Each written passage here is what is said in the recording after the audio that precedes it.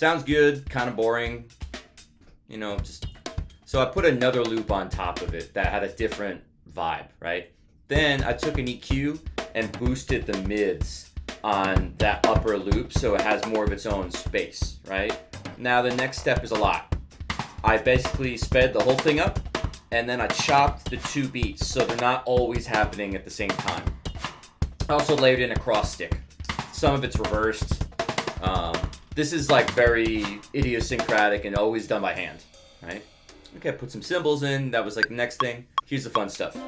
All right, so I took a synth pad that I played in, and I just manipulated the hell out of the filter section here, and I'm automating it in again by hand, just because I want something that doesn't ever repeat itself. It's never exactly the same, and I want it to move around the stereo field, right?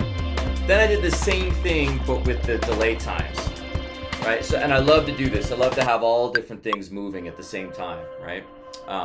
Then I did that again with a different delay on the Prophet 6 samples that I put in, which is just kind of a pad, except I'm using a mid-side delay instead, because I'm trying to generate an interesting sense of space. There's stuff happening in the sides, the center, the mid, and then both the sides, right?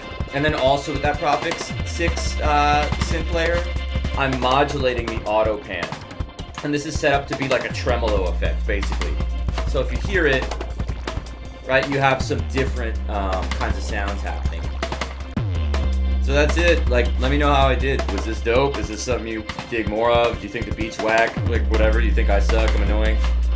Just let me know, because I'm basically trying to connect with people who this resonates with. I don't know where I'm really going with the goal of these videos. I'm just making stuff to make stuff. That's where I'm at. So, anyway, peace.